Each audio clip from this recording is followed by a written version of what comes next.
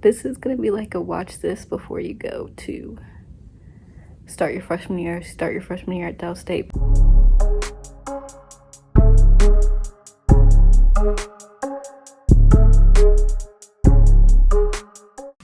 Hey guys, welcome back to my channel. It's Kayla Noel. So basically, this is my third time filming a video like this. And of course my camera has a malfunction. But basically, this is my third time filming a video like this, and I'm in, because the first time the audio was like so bad that you couldn't even hear it. And the second time it's like a similar problem, and I just didn't talk about anything really. I was just chatting. But that's not necessarily a bad thing, because one of my friends recommended that I make because I made like a semester recap, so they recommended that I make a year recap, like pros and cons of going to Del State, all that type of stuff. So this is gonna be like a watch this before you go to start your freshman year at Del State, because I have Del State specific advice because I went to Del State. I experienced my freshman year at Del State, you know what I mean? So yeah, I would just keep that in mind. Basically, I had an interesting experience at Del State. Academically, it was like an 8 out of 10. One thing, my biggest piece of academic advice is if you are in a major that requires you to take a gen ed math, so that would be, my phone keeps slipping. I don't know how to fix that necessarily, so it's just gonna keep fixing it. Anyway, so if you're in a major that requires you to take a gen ed math, which is usually algebra 1, trig, and calculus, or like even higher depending on your major, and you take the math placement test and place into a high level math, do not skip over, because they're gonna make you go back. And it's really the worst experience of your life, because why would you have to go back? When you took the higher level math, that means you know the math, because math is built upon each other. That's why it has an order. And they want you to go back, but it's fine, I guess. It's not fine. I don't want to go back, so I'm trying to get it waived, because why would I go back when I'm a STEM major? Yes, but I'm an environmental science major, not like a chemistry major or something that's math heavy. Like, the only math heavy class that I'm taking is literally chemistry and hydrology, so they can chill on that. But yeah, so that's my main advice. I also advise you to like not rely on the word of your advisor. At least for me, my advisor was wrong 80% of the time. And I knew in my head, like, that what she's saying really doesn't make sense. Like, why would that be what it was? And she would be like, oh no, keep telling me the same stuff over and over, when I knew in my head it was wrong. So my advice is to like listen to your gut. Sometimes your advisor might not always know every question you have. Maybe consult with more than one advisor, I don't know, but you get your advisor. And like, I would also talk to upperclassmen, because like if I had done that, I would never have started with calculus, because all these upperclassmen had the same problem where they had to go back and take trig and algebra 1 because they needed the credit to graduate. I hear voices and I'm kind of scared that somebody's gonna try to come in here. This is the first ever time this TV lounge has not had like janitor workers in it. Like, I thought it was for students, but there's always workers in it, so it makes you uncomfortable to come in here by yourself. But yeah, anyway, so what else? Another piece of advice, especially as a freshman, is to be as social as possible. Not necessarily like social in a fake way, because like obviously you don't want to be fake, but like be open to any friendships, even if like your friends aren't friends with them. Just like be open, because you never know what you're limiting yourself off to. And like, you know what I mean? Like, everybody says like, oh, the friends you make freshman year won't be your friends forever. So freshman year, you were sitting there being mean to somebody, or like not being open to being their friend, because your friends weren't friends with them, but now you're not friends with those friends anymore, and now you need friends. So that's why people say don't, like, just be open, don't limit yourself off. My friend Sydney will be the advocate to tell you that different friend groups is okay. Like, You have your friends for this occasion, you have your friends for that occasion, you have your friends for that occasion. Sydney will be the advocate for that till the day she dies. Love you though, girl. What else? I'm trying to think. Yeah, I mean, being social is the biggest tip. This is like not relevant really, but like don't overpack, because honestly, like don't overpack like leisure clothes. Like you'll wear the same 5 t-shirts, 5 pairs of sweatpants over and over again, and like honestly, you'll buy so many clothes to fit the occasion that you want them for. I really do not recommend buying a whole bunch of going out clothes in advance, because you're not going to know where you're going to be going, especially if you're one of those people that did not like go out a lot in high school. I don't know what it's like, but like if you didn't go out a lot and then you're just buying party clothes based off like what you see on TikTok, what you think you would wear, you're probably not going to wear that at all. That's what happened to me. I bought all these going out clothes thinking I was going to do all this stuff. 1, it was Corona, so I didn't do any of that, and 2, I didn't wear them because they just didn't match my personality. Like I would never really wear them, but I thought, oh, that's what you wear to like an occasion like that, so you have to get clothes just in case. Like, while I am happy I did that because it forced me to wear clothes that were out of my comfort zone, yes, but like you wear them once and then you never wear them again, so it's like a waste of the money that you're spending on them. I heard a noise, so I got scared, obviously, because I have anxiety. Oh, hold on.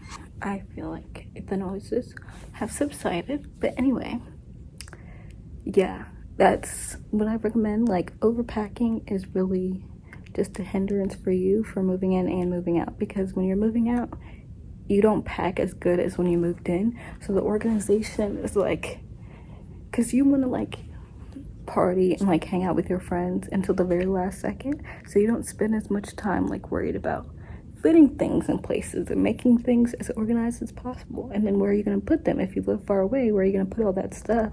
You have to pay for a storage unit. Like, it's just really not, what's the word? It doesn't make sense, basically, is what I'm trying to say. It doesn't make sense to overpack. And I personally think no matter where you go, like even if you're going to a school an hour away or something, you should wait to buy the stuff, like the decor type stuff, until you get there. Like obviously buy sheets and buy bedding, but don't buy any of the stuff for your walls or any of that stuff, because 1, you're gonna get tired of it. Like if you buy it too early in advance, you're gonna have been thinking about it for so long that when you put it up, you're just not gonna like it for as long. And like honestly, while you should decorate your room, yes, but buying the overpriced decorations to me is a waste of money, because 1, I don't encourage you to be in your dorm that much. You should be going to class, be studying outside of your dorm, because I find it more effective to not stay in your dorm. And you should be going out with friends. So why are you even in your dorm other than sleep? So when are you going to look at your walls? That's just a personal opinion though, and it will save you money. So I don't think you should do that. I do, however, think that a lot of the stuff you should wait until you get there. Or, this is also a pro tip, go to a superstore, like a, in a bulk store. Like if you are in a situation where you have to buy your own toilet paper, go to Sam's Club. Don't go to Target and buy a whole bunch of toilet paper. Like you want to buy stuff and because like as a freshman, most of the time you're either not allowed a car, or you don't have a car, or you can't afford a car, all that stuff. So you want to have enough stuff in your room to last you until you think you're going to be able to go to the grocery store again. So for me, I didn't have a car, so I wanted things that would last me nearly all semester. Like my toilet paper didn't last, but it was so close. Like it was only like 2 months left.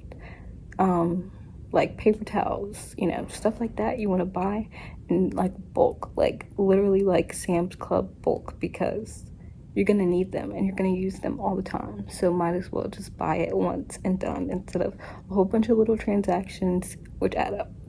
I recommend that for literally everything: toothpaste, hair conditioner, hair stuff, body stuff. Like I recommend buying all of that in bulk with a product that you like, so you'll use it and like not have to worry about it. Like I bought a bulk, like a big Aussie hair shampoo and conditioner, and I literally didn't use it all. So that's all I'm saying. It just saves you time and money.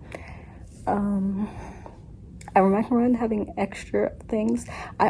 You're in college, like at least for me, I did not use paper and pencil but like 3 times.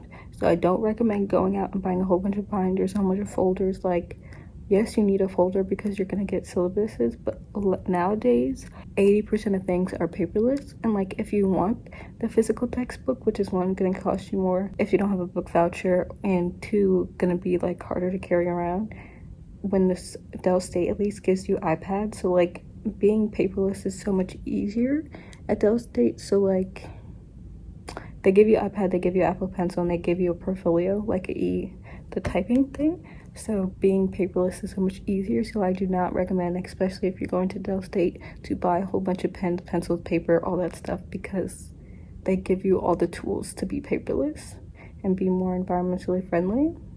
So why wouldn't you take them up on that and save yourself some dinero? Yeah, I'm trying to think of other advice. Things that I wish somebody told me before coming to college was that if you know how to manage your time, you will have free time. And like, don't take that for granted, but like, also don't not manage your time well. I'm trying to say like for example, last semester I had a whole bunch of free time, and I like didn't use that free time effectively all the time. I would just be sitting around like doing nothing, and it was like not good for my mental health, because being alone all the time is not always good for your mental health, depending on your personality type. While I am very introverted, I like to be introverted around people. It's a very hard thing to understand, but basically I would spend most of my time by myself in my room, bored, because classes were virtual, everything was really virtual, and I didn't go out. Like, I started going to the gym, which helped. You just manage your time, but manage your time in a way that you have free time, but free time that you do stuff with. Like, get volunteer doing this, join a club, do something where your free time isn't like mind numbing. So I personally combated that problem this semester with taking classes from 11 to 4. So like, I could wake up later or do something in the morning, because I do wake up early. Like, recently I've been waking up at 7 every day, and I literally don't even have to be work till like 10 or 11 sometimes. So it's just, you have more time to be productive if you manage your time. That's all I'm saying. And that just makes it where you don't have to do homework on the weekend. Like, if you manage your time, you get all your homework done, you get all your, I guess it's not homework in college, your coursework done, and you have free time at night, free time on the weekends. Like, you never want to have to do homework and miss out on something, because homework is more important. But if you manage your time, I promise you'll literally never have that problem. I'm so sorry. But especially at Dell State, I've not met anybody that, like, if they have good time management skills, don't, like, have time to do what they want. I've never encountered anybody like that. I'm telling you, it works. Eat the food in the dining hall. Please, I beg you, please eat the food in the dining hall, because you will waste so much money being stingy about food when, like, does it really matter how good it tastes? Like, yes, I know it literally does, but like, when you're thinking about money to do something you want versus money to spend on food because the calf food tastes so bad, like, just eat the calf. Like, just eat it. I promise you it won't be that bad. Like, you'll literally live. I mean, I didn't listen to this advice until like the very end of the last semester, but like, I'm telling you, I wasted probably $2,000+ on food because I was too picky, and I was eating Chick-fil-A, Panda Express, DoorDash every single day, like, religiously. I would only go to the Cap for breakfast. DSU breakfast slaps, in my opinion. Grits, bangers. The potato option, usually bangers, unless it's some hash brown patties. Like, nobody does it like McDonald's. And then, I had a meat. That was my breakfast. It was very, and sometimes I would have like French toast sticks. Those were the best days. But you can find, like, breakfast was always slapping to me. I don't eat eggs, so I never had the egg problem, but they do have an omelet station. So if you want real eggs, just ask for omelet and don't put anything in it. Yeah, I would just say eat the cat food. At least eat the cat food twice a day, because then, like, for me, I only eat 2 meals a day, so like twice a day was perfectly sustaining. That's why I only got a 15 swipe or 10 swipe, something like that, where it's like twice a day for 7 days a week. But yeah, I would say that's my main advice, is eat the cat food, because you'll waste literally so much money not eating the cat food. And I know it's a little late because it's literally July, but if you don't have a job, get a job and save that money because you're gonna need it. Like, I promise you, you'll need as much spending money as possible, because like when there's nothing to do and you want to go bowling or go out and do something, go catch an Uber somewhere, it's gonna add up. And nobody tells you how much money you're gonna spend, especially as a freshman, because you have all this independence and like you want to do everything. It's gonna cost you so much money. Like things like spring fling, homecoming stuff, it all costs money. Your outfits when you want to pop out for homecoming costs money, and you're not gonna think about that. And like, I don't know about you, I mean, if I wanted to ask my parents for money, I probably could, but it's not like something I wanted to do because I worked hard and I had my own money. I saved up over $5,000 before I came to college. And you know why that's also important? Because my computer broke the first week. I'll insert the video if I didn't take it down. And I had to buy a new one because all of their classes are online. So I had to buy a computer the first week of college. And if I didn't have that money saved up, I would have been stuck. Like, what would I have done? Gone to class on my phone? So that's why it's important to have extensive rainy day fund in college, because it's expensive and you need to have the extra money. So I recommend at least $3,000. I'm so sorry to the people that have not heard big money like that before, but I recommend at least at bare minimum $3,000. I'm so sorry. But I spent like $3,000 and I got money. My birthday's in December and I got money for my birthday and I spent that, and I still only had $2,000 in my bank account. So take with that as you will. Wow, that's a big bug.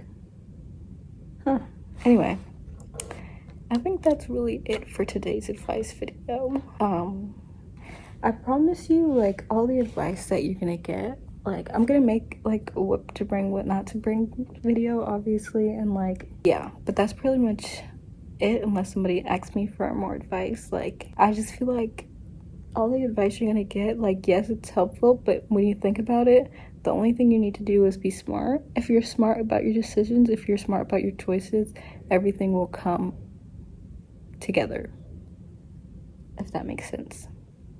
So that's my main piece of advice, is be smart, make good decisions, and have fun. Enjoy your first year.